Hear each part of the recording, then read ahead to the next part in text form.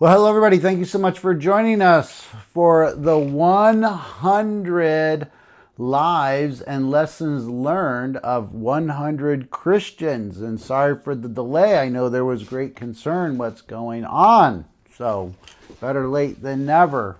It's 1:52 when I'm recording this on a Wednesday afternoon. All right. Hey, today is a good one. Dietrich Bonhoeffer, in one sentence, stand for justice unto even death. He was a German pastor who resisted the Nazi regime.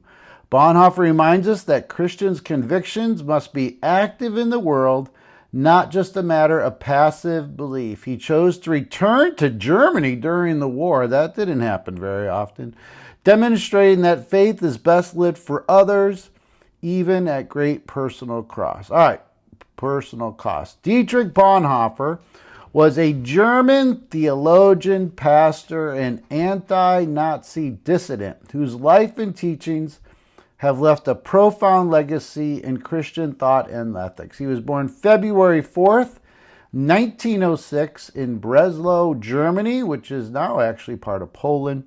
Bonhoeffer emerged as a key Christian voice during a tumultuous period of history marked by the rise of course, Adolf Hitler and the Nazi regime. His commitment to his faith, his moral integrity, and his resistance against tyranny continued to inspire theologians, activists, and believers all around the world. He was born into a distinguished family. His father was a prominent psychiatrist, and his mother was a teacher. He showed an early aptitude for academic achievement and pursued the study of theology at the University of Dublin, which is now later became the University of Berlin. Influenced by his studies, Bonhoeffer developed a deep interest in the intersection of faith and society, and his early works reflected a commitment to understanding the relevance of Christianity in the modern context. When it comes to his theological perspective, it was shaped by his experience and the tumultuous political climate of the 1930s. He wrote, his big work was The Cost of Discipleship. That's quite the title. In 1937, it critiqued the notion of cheap grace, the idea that grace could be received without a demand for personal commitment or transformation. Instead, Bonhoeffer emphasized that true discipleship involves a costly commitment to follow Christ, often requiring sacrifice and a willingness to stand against injustice. His concept of religionless Christianity emerged later in his life, especially during his imprisonment. He believed that traditional religious institutions were inadequate to address the moral crisis of the time. So he envisioned a faith that was deeply engaged with the world, encouraging Christians to live out their beliefs in an active resistance to the oppression and injustice that he saw. His opposition to the Nazi regime was both theological and practical. He was an early critic of Hitler and the policies of the Third Reich, particularly their anti-Semitic laws and the persecution of Jews. He played a key role in the Confessing Church, which was a movement that resisted Nazi-controlled German churches, insisting on the independence of the church from the state's influence. His resistance actually culminated in a more active role within the German resistance movement against Hitler. He became involved in plots to assassinate Hitler, reflecting his deep moral struggle and the conviction that under extreme circumstances, it might actually be necessary to take radical action to stop evil. This decision was not taken lightly.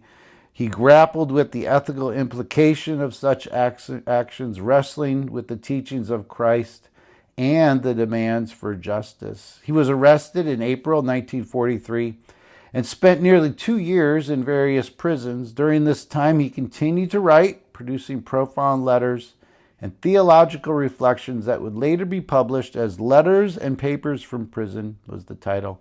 These writings explore themes of faith, hope, love, and the challenge of living a Christian life In a world filled with suffering and injustice, his thoughts on community, ethics, and the nature of God remain influential and relevant even today. Tragically, his life was cut short when he was executed by the Nazis on April 9th, 1945, just weeks before the end of World War II.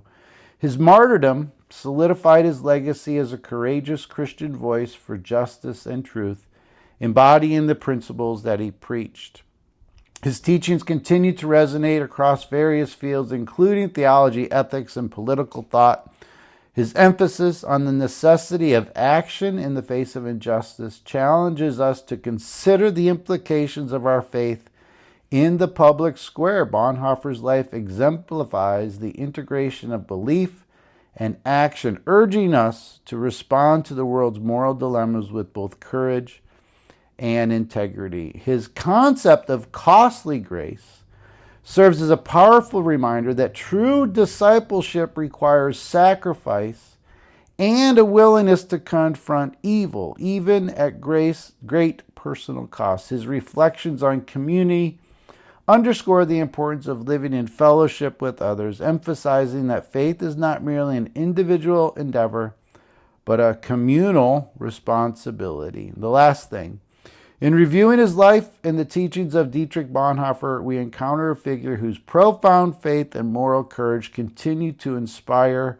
generations. His theological insights, again, his resistance to tyranny, and the commitment to principles of justice and love challenge us to live out our beliefs both authentically with other people in community and courageously in the face of adversity. His legacy is a testament to the transformative power of faith in action, reminding us that there is a call to discipleship that is just as relevant today as it was in his time.